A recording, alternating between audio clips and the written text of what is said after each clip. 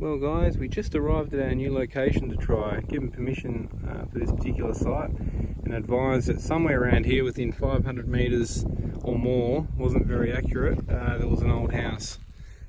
There's no evidence of anything underground, there's no rubbish, there's no glass, there's nothing, so it's quite difficult. So what I've done is I've jumped onto some old satellite imagery of just after World War II, and somewhere between that tree and that tree, these were thriving trees back in 1940.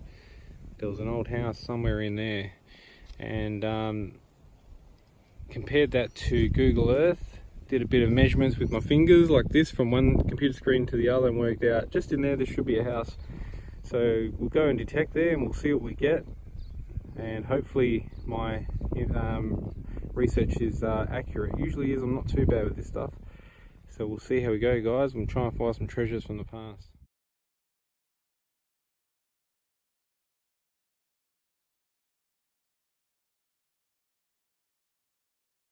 Instantly, I turned my detector on there. First 5 seconds of walking across, dug a hole and found this. That was straight away. I haven't even put the detector on for more than 2 minutes. Brooklyn Brooder, manufactured James Goss, William Street, Perth. Excellent condition. Very happy with that find. That's first 5 seconds. Who knows what else is here? Well, first mystery item of the day, and we have this interesting little thing. It's shape. It has lugs on the back. Looks like it could have been a brooch maybe, and focus on that. This decoration.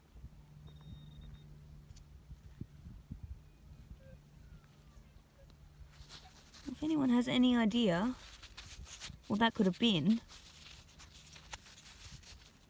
then definitely let us know. A button.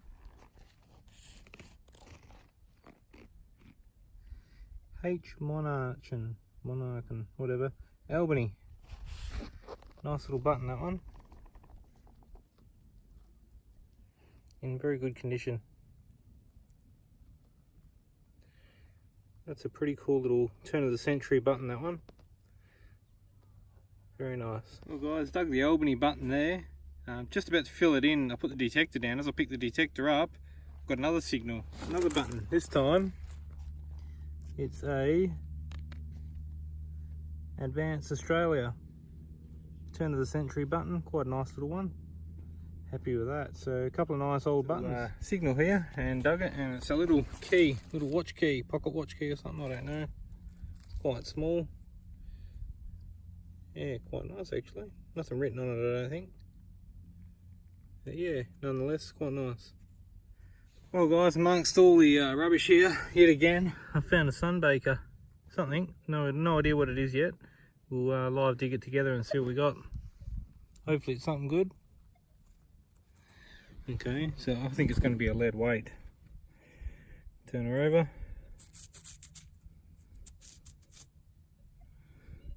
A lead seal, I think. I sort of see some writing on it. Okay, stay tuned guys, I'll give it a bush clean and we'll have a look at it.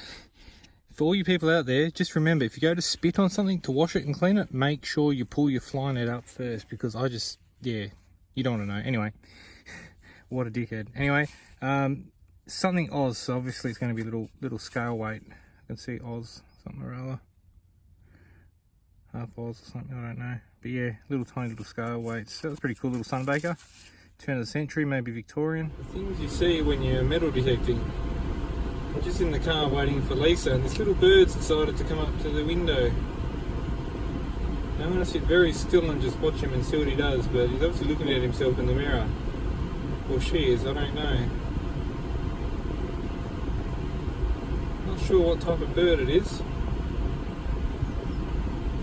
but it's pretty small. Sitting dead still. I don't think it can see me. It's quite happily whistling away, so I don't think it's actually seen me yet. Now I'm just going to be quiet, we'll see what happens. There it goes. Seem to attract all the animals. Very, very interesting little bird.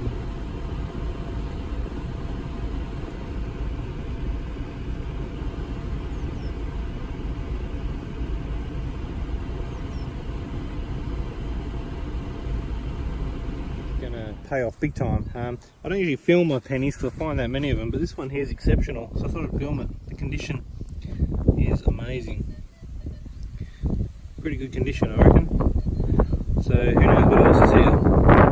Well guys, extremely hard work going through all this rubbish at this old rubbish tip we're at. Not too far from Northam, so feel free for any of you guys that want to research a place to come down. But anyway, a nice dog tag, 1912 I think, I'm not too sure, but we'll have to look into it, clean her up, and have a look how good it comes up. Very happy with that sucker. Top stuff. Well guys, this site is really paying off. My first silver now. Haven't been here more than 10 minutes. 1942 silver, 3p, 6p actually, sorry. So yeah, this site is unreal. We're really looking forward to getting onto this one. Getting right into it. Well, I've been swinging for about half an hour and finally got the first decent target to report back on, and look what she is. 1 shilling, 1928. So cool. Okay, it's me again with the shilling. I just had to film it again because I've just looked at the other side and the patina is absolutely stunning, so I just couldn't help but, you know, brag twice. Look at that patina. How stunning. Straight out of the ground. I may not even clean this one. Doesn't need it. Love that look. Wow, what condition.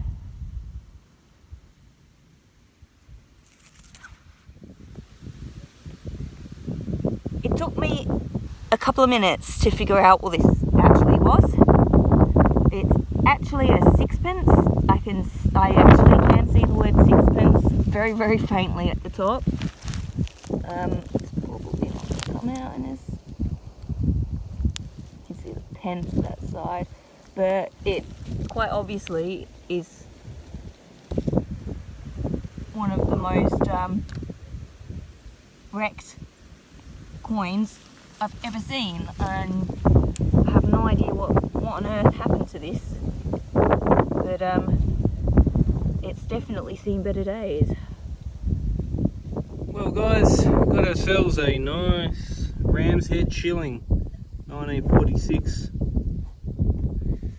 Haven't turned it over yet. I looked at one side, should be quite good. Yeah, not too bad. I think this is 50% silver, these ones. I could be wrong, but I'll look into that. But yeah, quite a nice coin, that one. Happy days. Now this is a welcome sight.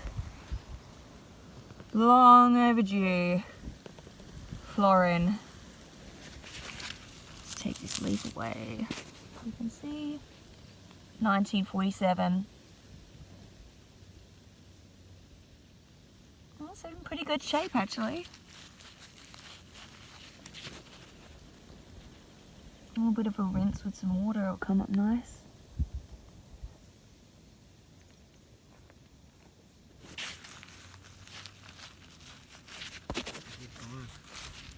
I thought it was a penny, the colour of it at first.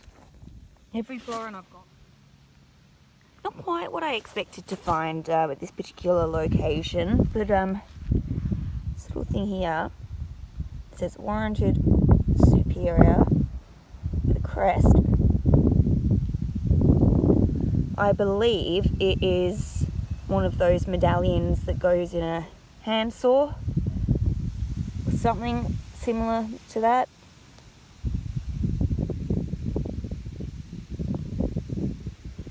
So yeah, that's pretty cool. Oops. Hit a little hot patch here. Lisa's just found a florin, which you've probably just seen on the video, a 3p, and then I've come across and I've found a 1942 silver 3p. So we're on a good little spot here, and she's got another target, so we'll keep digging and we'll keep seeing what we dig out.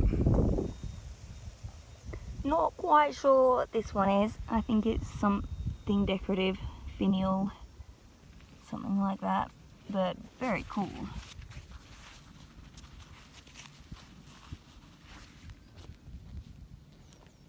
Very nice. Move that sticky out the way.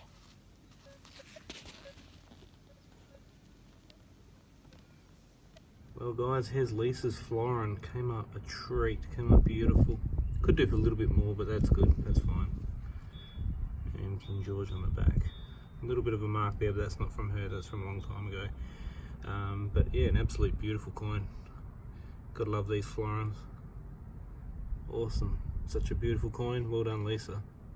Okay guys, cleaned up that nice little nameplate in fantastic condition. I could have gone a little bit better and really cleaned it up, but all I did was take the dirt off it. The Brooklyn Brooder, manufactured James Goss, 133 William Street, Perth, Pennant Kerosene, shell product. I originally thought this was a kerosene lamp nameplate, wasn't too fussed. Thanks to Elf Campbell, a very good collector here in Perth, Western Australia, knows his stuff back to front. He has advised me this is actually off a chicken incubator, a little kerosene heater or kerosene incubator. It's actually, I don't know what it is yet, I haven't looked it up, but that's what it's for anyway, and I think it's a fantastic find, a local piece of West Australian history. Guessing it's from early 1900 to maybe 1920 or 30. That's what basically we're finding at this particular site. So yep, left it back as is, not going to do much with it. That's what the front looked like. Just took that off with a really light wire brush on a Dremel, just really slow and very light, and then a light oil over the top just to bring it up nice and protect it. Thanks guys, thanks for watching. Happy with this little find, and we'll be back at this spot again next week, so stay tuned and see what else we can uncover. Well, here's the key. I think it's a pocket watch key or something, or key to a clock or something, I don't know. That pivots, put a bit of CRC on it, and don't know what it is guys. I'm pretty sure it's definitely a key of some sort. Nice shape and design to turn it, but this pivots. Definitely turn of the century, maybe Victorian era. Anyone know? Feel free to comment. Yeah, still works after all these years and being in the ground that long. Very cool.